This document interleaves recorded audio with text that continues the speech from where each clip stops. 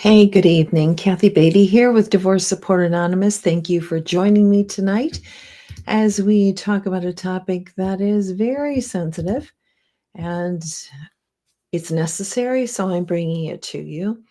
My name again is Kathy Beatty, and I'm with Divorce Support Anonymous. And let me just make sure that we've got some sound here. I don't know that I checked it like I should have before. Yep, we should be good to go. Wonderful. Um, yeah, if there's any issues out there that you can't hear, please let me know. So, coming to you tonight with a topic that's very, very sensitive, and thank you. Sound is okay. I appreciate that, knowing that. Let me start with an announcement before we get into this important topic. I will share with you that my background is involuntary. I can't seem to get it to go away. And I'm not sure what they did with StreamYard, but for some reason, this is here and I'll have to work on that. It's lovely, but it's not what I had planned. I wanted my usual background there, but it is what it is. We will not be deterred. We are going forward. Next group is May 20th of 2025. So I hope if you are in the process of divorce or have just finished the process of divorce, that you will be wise enough to join a support group and be with other people who understand and get what you have gone through and are going through. I went through my own divorce many years ago, and I've been working with people in support groups for the past 20 years. I'm also a divorce coach and a domestic mediator. But my heart goes out to you because I understand the trauma of where you are at. So, if you are going through a divorce, even considering going through a divorce, please consider May 20th. Connect with me for a registration form and we will get that healing started.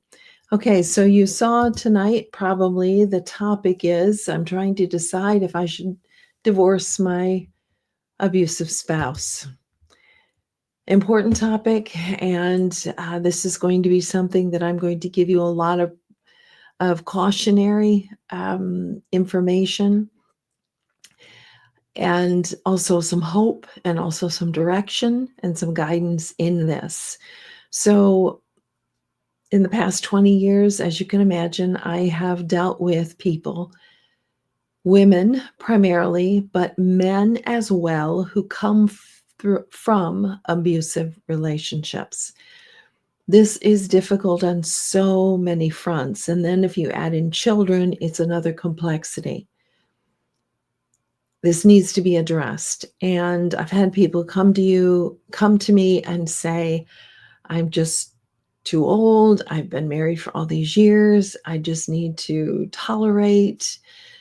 And this is totally your decision. But I do want you to know, and point number 2 today is you do have choices and you do have options. So I want to go through, I think there's about 5 points here that I want to help guide you with. And, let me just say, first off, there's something that I always say in groups and working with people and coaching people is that truth is always, always our friend. Always. So it's difficult a lot of times to deal with the truth. It's easier to rationalize it away and to ignore it or deny it or push it down. But truth is just waiting there to guide you in what to do next. So, as difficult as this question is and this consideration is, I want you to know that truth is your ultimate friend.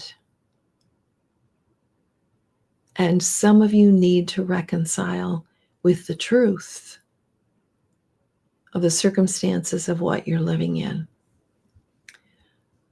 So, having said that, let's start here. Is there hope for change? Is this marriage salvageable? Is it possible that he or she will change? Is it possible? Is there a glimmer of hope for you? Have you tried? Have you tried marriage counseling? Have you tried talking with your spouse. What have you tried? And many of you, I've had people, goodness, who have gone decades, spent thousands of dollars in marriage counseling.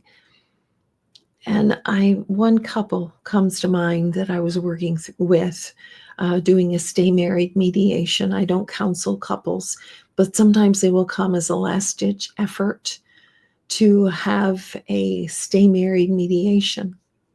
And there was one couple that, they'd been through decades of counseling. They went on marriage retreats. They've done everything, but still, they are in such dysfunction. And my comment to them was, maybe what you need to do is reconcile, not to each other, but the truth. What's the truth of this relationship? Is there hope for change? Is this marriage salvageable? Can it be saved? And that's something that only you can answer. I know God can do miracles, but we also need to look at what is the truth in this relationship and not deny it, but to face it and admit it. And maybe this marriage is not salvageable because of the abuse. Now, there are different forms of abuse, right? It doesn't have to be physical abuse. Emotional abuse, even though you can't see the scars from it or the bruises from it, is as damaging as physical abuse. And each of those God hates. God hates violence. God hates violence. So can this marriage be saved? If it cannot, I want you to work on facing that truth, if that's what you're dealing with. Number 2, you have choices. All of them are hard.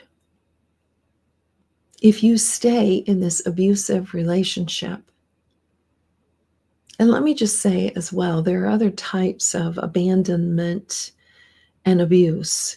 There is the financial abuse, there's the emotional abuse, there's a physical abuse, there's a spiritual abuse. That someone is manipulating you using scriptures to keep you oppressed in this relationship. How disgusting. God must be so angry that his precious scriptures are used in that way. So there are different types of abuse. So just because he or she doesn't hit you does not mean there is not abuse going on. You have choices. All of them are hard. If you stay, it's going to be very, very difficult. If you leave, it's going to be very, very difficult. But it's not impossible if you need to leave. It is not impossible. And I'm going to talk to you about how that's going to be done. First of all, if you're in an abusive relationship, you have to have a safety plan. First and foremost, I want you safe.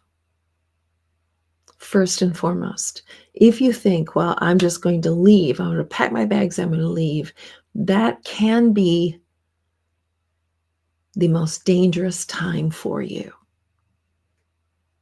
So I want you, because your safety is of utmost importance to me, to have a safety plan.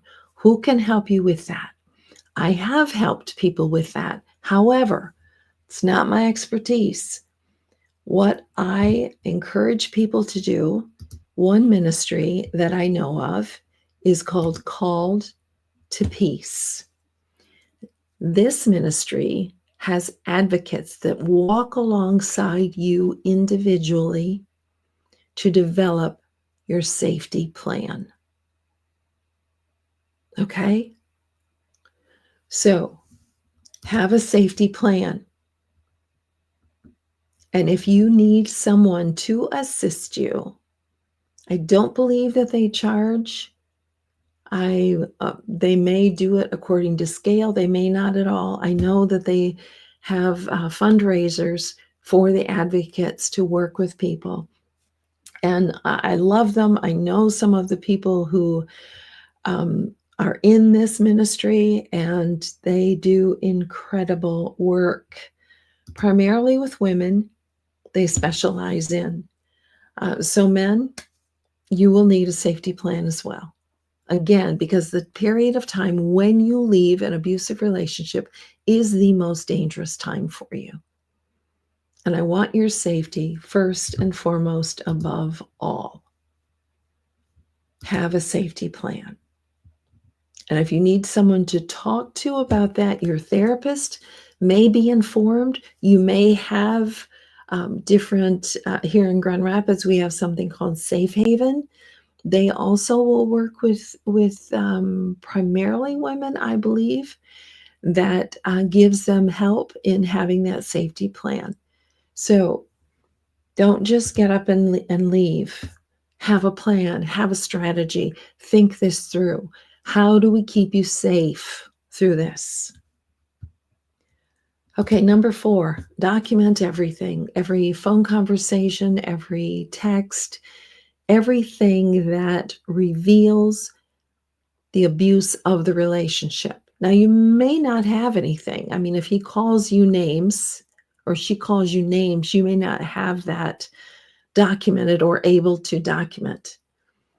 But you can write it down to keep a log of what happens.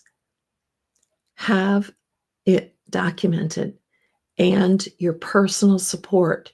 You will need not only Call to Peace, you will have perhaps a friend or someone who you can check in with, and someone, maybe it is a therapist, who you can just check in with and let them know where you're at and what you're thinking of doing.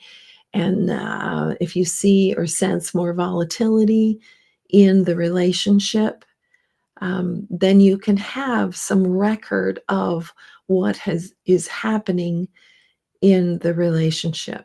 So highly, highly encourage, again, that you're going to document everything and have a contact person, hopefully Call to Peace, therapist, and also a close friend, someone who is a safe person that you can confide in, and you can tell them what's going on in your relationship. And document as much as you can. You may need that at a later time, but just document it. And then, what is the plan for the children? There are many circumstances where people say to me, women primarily, again, say to me, I'm staying together for the children. I have held complete lives, Friday Night Lives, on this topic. What are the children seeing? If they are seeing you abused emotionally, verbally, spiritually, physically, what are you teaching the children? You are teaching them how a marriage is made, how a relationship is normal, and what is how we treat each other. I would rather see a healthy divorce, a life-giving divorce, than a sick, dysfunctional marriage anytime. And your children, although, again, whatever choice you make is going to be difficult, but not impossible, your children are going to realize when you step out of this relationship, the reason that you did. Not that you're going to involve them and not that you're going to share all the dirty details with them, but eventually they're going to see, perhaps when they're older, they're going to look back and say, yeah, mom had to leave because of how she was being treated. Dad had to leave because of how he was being treated and how the wife was illustrating, demonstrating what a marriage is. So, what's the plan for the children? You may need a safety plan for the children as well. And this is a time, if you're thinking about this, what are my choices? Should I divorce this abusive spouse, or should I stay within this abuse? Let me just quote a quote that was so profound to me. In fact, I think I've quoted it on Friday Night Lives before. Dr. Henry Cloud, in his book Necessary Endings, which is a really good book, was working with this one woman, and she said to Dr. Cloud, "I know that I'm living in hell, but at least I know where the street signs are." That got me. That got me. Because you're not supposed to be living in hell, in a relationship hell. You're not supposed to be. And for those of you who say, "Oh, God hates divorce," which I have done an entire session on that as well. True. God hates violence against a spouse. That's what he hates. So let's start there. Let's start there. So what is your plan? What is your decision? Again, neither one is going to be easy. One of them may be necessary. And I've had people come up to me and say, "But I've been married for 20 years and I'm just too old to go through this major change." And my response to them is, "I don't want to see you 5 years from now or 10 years from now with this same dilemma." Look honestly at this relationship. Abuse is not acceptable to you, not acceptable to God the Father, who deeply loves you and cherishes you. So if you are in an abusive situation, first of all, if you don't have a counselor right now, please, as soon as possible, find a counselor to work with you. You need someone to hear you. And if you're like me, you're very, very private about this because it's very embarrassing for one. Abuse of any kind is very embarrassing. But you need to share what's going on with you. You need to share with a therapist, a pastor, a friend, someone. You need to share. Let me give you just a few verses. Start with this one. Above all else, guard your heart. Everything you do flows from it. For wisdom will enter your heart and knowledge will fill you with joy. Oh, that's not the one. That was from last week. Here we go. Do not envy the violent or choose any of their ways. And that goes really well with this verse. Do not be overcome by evil, but overcome evil with good. For some of you, good is leaving the relationship.